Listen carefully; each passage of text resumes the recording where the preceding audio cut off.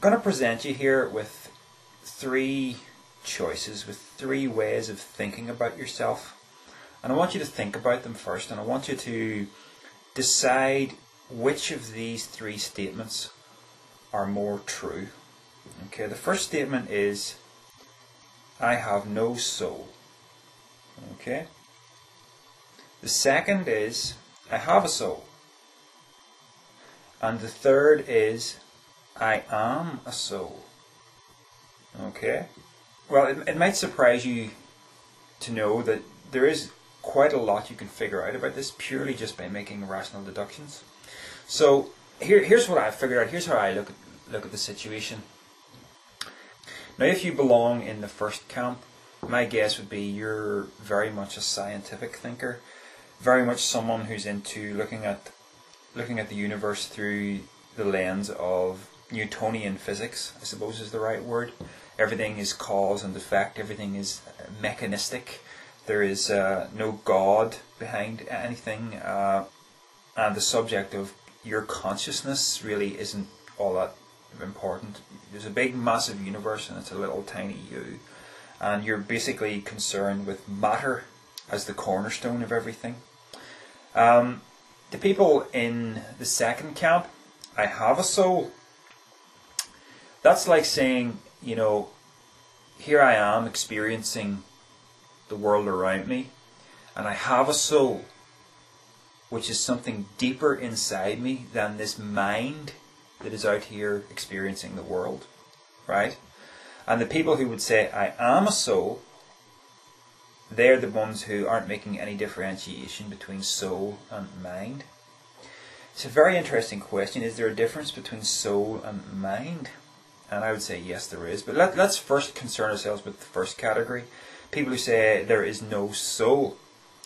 The way that I would think about this is, take a look at anything in the world. Take a look even at your own body. All of the parts of our body can be broken down into smaller components. For instance, you know, you've got your leg, which has a knee, and inside the joints of the knee there's all sorts of complex mechanisms going on. You think of the eye, which has the iris and the retina and everything. All of the parts of us all have different functions, and we can differentiate them from each other and label them, and we can look at what they do, and they all work in harmony to make the human machine work. Consider even the brain. Well, we've made great strides in just understanding the different things that the brain does. You've got, you know, the frontal lobe and the temporal lobe and all the other things, and you've got the visual cortex around the back, which is responsible for sight. So it sort of looks like, you know, the atheists have something to hang on to here when they say, you know, you're just a brain, there's nothing more. But here's the thing. I want you to take a moment and become aware of your sense of self, right? Become aware of your consciousness or your awareness, right? Basically that thing inside you that says, I am me, or I'm self-aware, I'm alive, I'm self-aware. Now, everything in the universe can be deconstructed into its smaller parts, right down to molecules, and then down to atoms, and then even beyond atoms to, you know, electrons and stuff like that. We can all look at it. You know, we can break it right down, and then we can see how all these things work together to make these greater and grander organisms. And finally, you have, you know, human beings and other creatures, and you have plant life, you have planets and solar systems and galaxies. You know, but take a look at this thing called consciousness or awareness. Can you break that down into something smaller than itself? I don't think you can. Because I don't know how, and I've thought about this. There's some kind of big, profound singularity inside me that says I'm self-aware, you know? And that singularity, whatever it is, it's not mind. Now, when I use the word mind, I'm talking about thinking, I'm talking about brain processes, a thing that is physical, right? For instance, if you think about people who have brain damage and who maybe have some mental handicap, that affects their ability to think and their ability to interact with the physical world around them. But if they were to die and go to whatever's next, whether there's a heaven or whether there's something else, you wouldn't say that they have a brain-damaged soul, would you? So there is kind of a way you can kind of understand it in simple language how mind and soul are not the same thing. I would even use the terms mind and consciousness are not the same thing. There's something in here that says I'm self-aware, and it's not something to do with the brain, the mind, and the thinking, all of which are physical.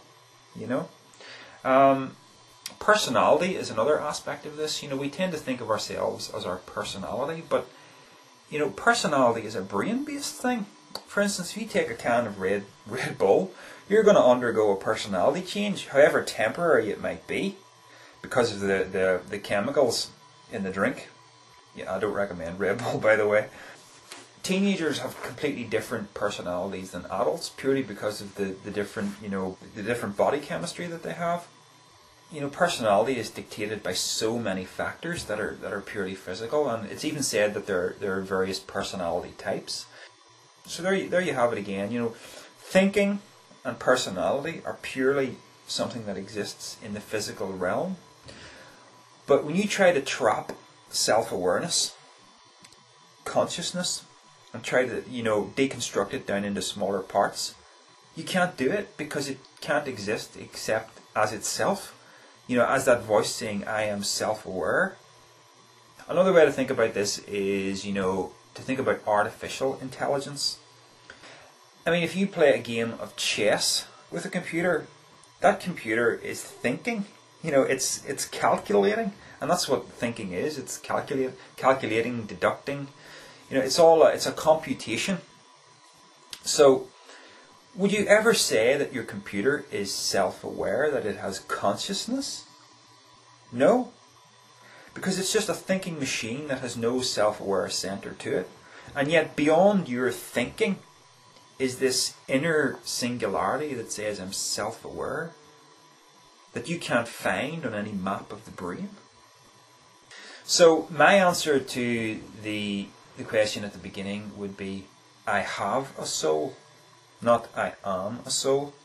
I mean, people of a religious persuasion who believe that they're going to meet their loved ones when they die, that's fair enough, but so much of what made those people is physical in nature, and everything that is physical perishes. The only thing that can go on past the grave is really self-awareness, consciousness. Do I have a male soul or a female soul? Well, maleness and femaleness are really something that only exists physically. So I don't have either. I am consciousness. Consciousness is neither male nor female. Maleness and femaleness is dictated by the body and the brain that I have. And there again you have, take note that, the personalities of men and women are very different. They act in different ways. And again, it's purely physical in nature.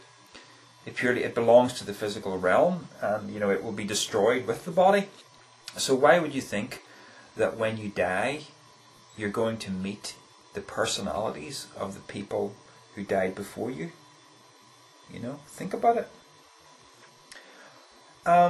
What I'm really getting at here is that we are consciousness. That is the essence of what you are, And the atheistic thinkers basically have disregarded consciousness to a large extent, but the more I think about it, the more profound it becomes. There's something very, very big, something inside each person, something that's even more significant, I think, than the world of matter, something that transcends the world of matter.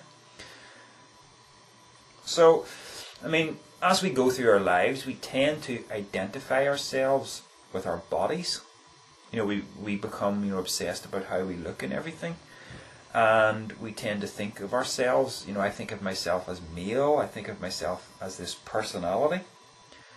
But in a much deeper sense, this self-awareness is much more profound than that. When I identify myself as my physical self, I'm identifying myself as the wrong thing, because I am consciousness. I am not body. I am not brain. All of that will perish, but consciousness remains because it is not physical. We're inclined to think that we are a human being having a spiritual experience. But the truth of the matter is, you are a spiritual being having a human experience. Spirit or soul or consciousness is the essence of what you are.